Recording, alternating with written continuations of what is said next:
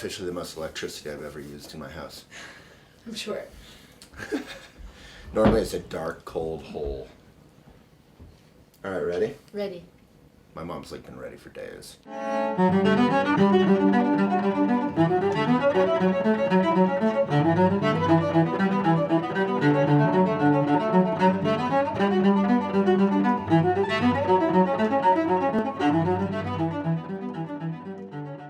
All right, I'm here with Linda Vendroska Lewis, my mother, which is why I'm wearing pajamas, because it's truly a home event.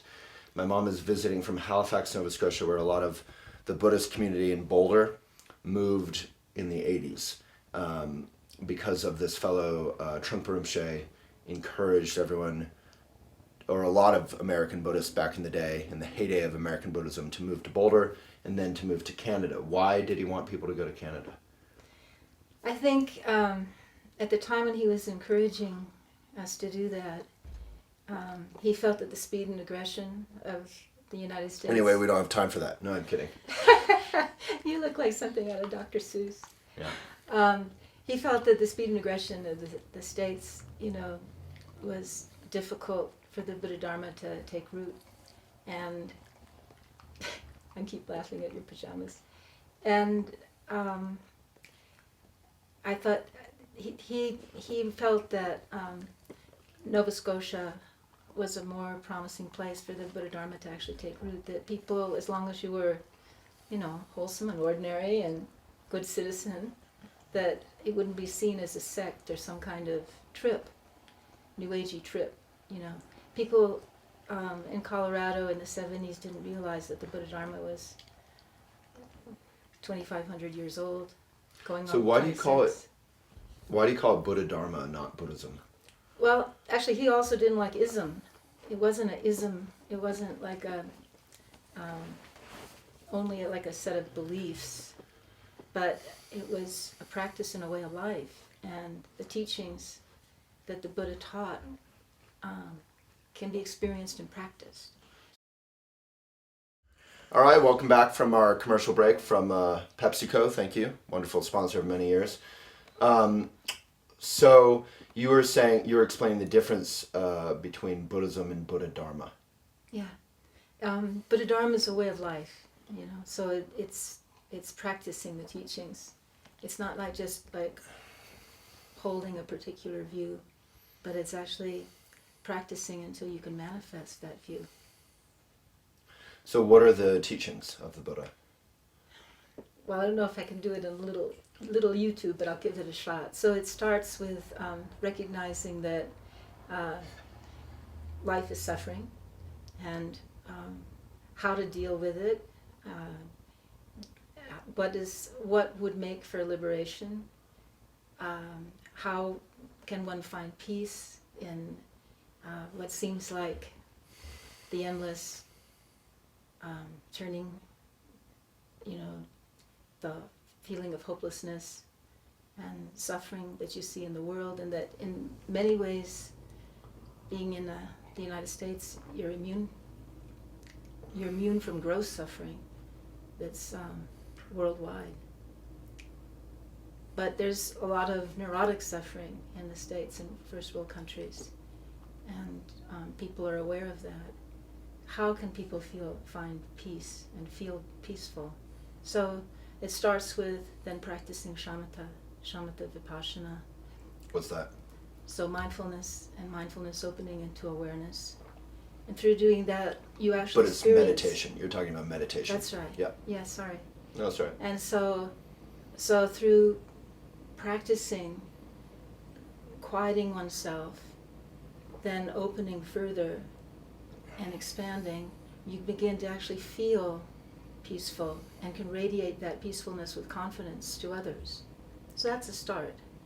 So, and then there's this Shambhala stuff that's like kind of starts on the opposite end. Instead of talking about suffering and all this stuff that Americans Right. don't really want to, Right. don't care about Don't want suffering. a downer. That's right. Yeah, we just want to be happy. That's right. So Shambhala kind of addresses that more directly. Right. It starts out with the view of basic goodness, that everyone is basically fundamentally good, which is very provocative because Is it good versus bad? What is this? But there's one can discover through meditation a goodness that is before duality.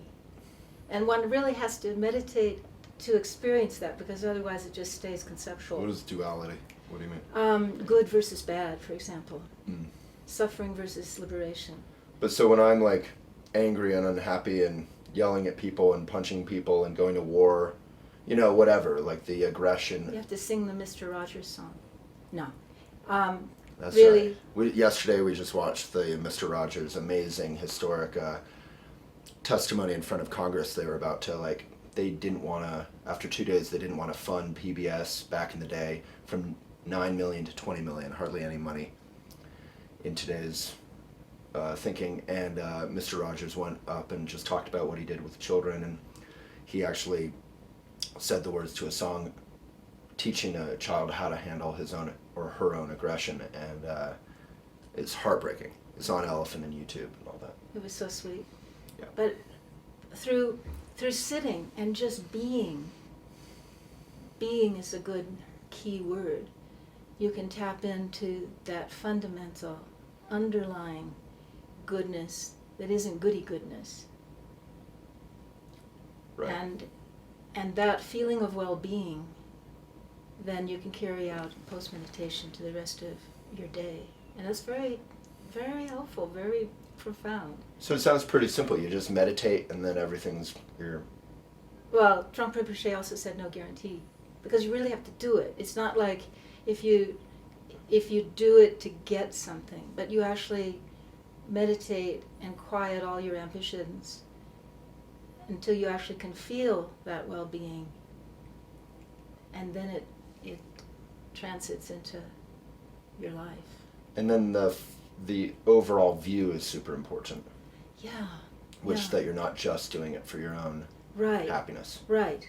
That's why you meditate, at least in Trungpa Rinpoche's Shambhala Buddhist style, you meditate with your eyes open, so that you're not trying to establish some kind of private peace that's just yours, like you own it, but the whole purpose is to be of benefit to others, and ultimately to see the inseparability of yourself and others. That sounds sort of socialist or something. What does that mean? Well, everybody lives, everyone struggles, and everyone dies. And you can fixate on why you don't like someone and why you're angry with that person. But when you realize that everyone's actually fragile and permanent, do you really want to cling to a particular incident? Can you let go?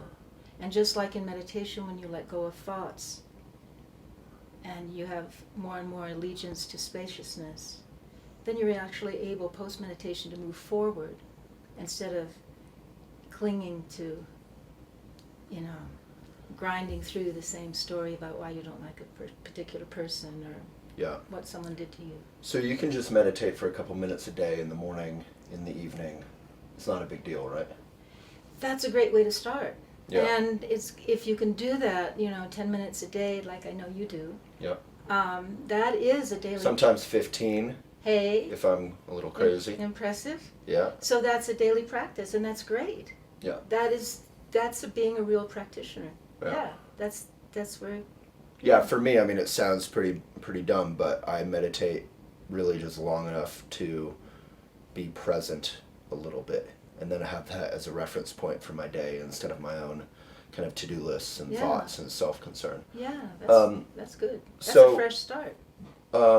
We're trying to keep this to 15 or 20 minutes, which is long for YouTube, but short for the amount of amazing stories you would have. Maybe you could just share a couple stories about, where were you when you first heard of Trungpa Rinpoche, and why did you care about this little Tibetan guy? I've been living on Bainbridge Island, which is a ferry boat away from Seattle, Washington, and you were a young, beautiful, hippie kind of I was lady. in my early 20s and trying to meditate but didn't know how. I would stare at a candle and did yoga and Tai Chi, began reading. And what was your morning commute? I would go to the the University of Washington via the ferry. I was in. But also that you would always talk about this like glass-bottomed, fiberglass bottomed. Oh yeah, I something. had a canoe. Or I a had kayak. a canoe. Yeah. I had a canoe, a fiberglass canoe on Bay Bridge Island. I could go over to the other side, the Olympic Peninsula. And you'd see the fish below. Yeah, it was not like the Caribbean, but yeah, you could see. Yeah. It was beautiful. Yeah. So you're reading some books. Yeah, the 100,000 Songs of Milarepa, Evan Wentz's version of the Tibetan Book of the Dead. I really loved reading about Milarepa. I had a college professor that sent me a Garuda, which was a magazine, Trungpa Rinpoche, Oh, Garuda one. Right. I have And them up in here. it was a flyer saying Crazy Wisdom Seminar, Jackson Hole, Wyoming. And it was the winter of 1972. I was also beginning to teach at Olympic College. And I thought, I can do this, you know. So I hitchhiked, bused, and snowshoed to Jackson Hole, Wyoming. And Trungpa Rinpoche was so, people say this, but it's hard to convey how magnetizing he was. He was dressed in cowboy shirt. He looked like a Chicano bartender. He smiled blissfully, and he taught about Padmasambhava. And to Who's be a honest, great Tibetan hero. who brought the Buddha Dharma to Tibet in the 8th century. And most of what he taught, to be honest, went right over the top of my head, because for the most part, I'd been studying Mahayana, sort of British version of Mahayana Buddhism from Edward Conze books and so forth. And he was teaching Tantra, he was teaching Vajrayana. And after being lost for several days of this seminar, I went up to ask him, so what is this Tantra you keep talking about? I can't find it in any of the Edward Conze books that I've been reading. It's like a really... So you waited in line to talk to him or something? And he was like, his face was looking at me like the full moon staring at you. And he said, if I told you, sweetheart, you wouldn't understand. And I felt like, oh, I must not be worthy. But I was immobilized. I stayed in front of him. And there was this long pause. And then he proceeded to tell me. And he was right. I didn't understand. But what happened when we were staring at each other, gazing at each other, was I was hooked. And he invited me, suggested that I check out Boulder, and I took it like command. And I've been independent since I was 16, and, you know, I didn't take suggestions as command. And I was... Right. I went to Boulder, where he gave free Friday night talks, and there was this huge burgeoning, like, kind Yeah. of ex-hippie community, right? Scientists and artists. pretty and much still hippie. Allen Ginsberg and... Yeah, but he was getting people to, like, go to Salvation Army, get suits and... That was just a little bit later. Oh, yeah. 72, things were Still still pretty hardcore. Yeah, Or soft, Yeah. softcore hippie. yeah. Yeah. It's like, as he uplifted his dress, then he suggested we uplift ours. And he created Naropa around... 74, 2 years later. Yeah. And Naropa it was University. huge. It was a huge opening. He was able somehow to just welcome so many people. And at the same time, he didn't promise people things. There was like, you know, no carrots that he would, you know, dangle in front of us. But we were curious and we really wanted to understand. And in the early days, like at that first seminar, there was no real meditation instruction. We would sit all day until our thoughts were exhausted. At least that it took all day for my thoughts to be exhausted, until we were finally present. But maybe after the third day, he would walk through a room and he would say something like, notice the stop and the flow of karma. And then he would exit. And so you're sitting there and you'd never have thought to notice the stop, you know, like notice something that wasn't existing. So that little statement was like a clue to opening out into spaciousness and spacious mind. And then on top of that, we were doing the sadhana Mahamudra, which seemed like a circus to me the first time we did it. Which is a Buddhist, like, what? Practice. Yeah. It takes about 45 minutes. And there's these wonderful lines that stay with you. Good, bad, happy and sad, all thoughts vanish into emptiness like the imprint of a bird in the sky. And so as you chant this with the new and full moon, twice a month, then you begin to know the lines more and more, and they stay with you. They resonate through the rest of your day. Things are challenging things happen, and lines from the Sadhana Mahamudra will pop into your head. It's like a inspire long you. It's like a long poem. or Yeah, hymn. very much so. Yeah. Very much so. It has it changes its pace. There's slow parts that are supplicating, and then there's really confident parts. So maybe a final question, and we can do more another time. But at some point you were a mom. Yes. Which I'm grateful for. And how did you relate to a child with Buddhism? Because Buddhism is sort of boring, like meditation and chanting, and did you kind of try and get me to be Buddhist or not? And if so, how? Well, I was really blessed because you were wonderful. I brought you everywhere. I brought you to talks, and a child gets used to everything is new. So a crazy, white room filled with people with international orange and blue, shocking colors and thangkas, and that's all just part of their world growing up, shrines and so forth. And so in the beginning I would be holding you, and then pretty soon you were sitting in my lap. And I'd just go to sleep and stuff. Yeah, when you were like really, really Yeah. little. And then when I would practice at home, I would keep the door open so I wasn't shutting you out. Practice meditation, yeah. Right. And soon you were coming in to do the evening chants and offering the tea.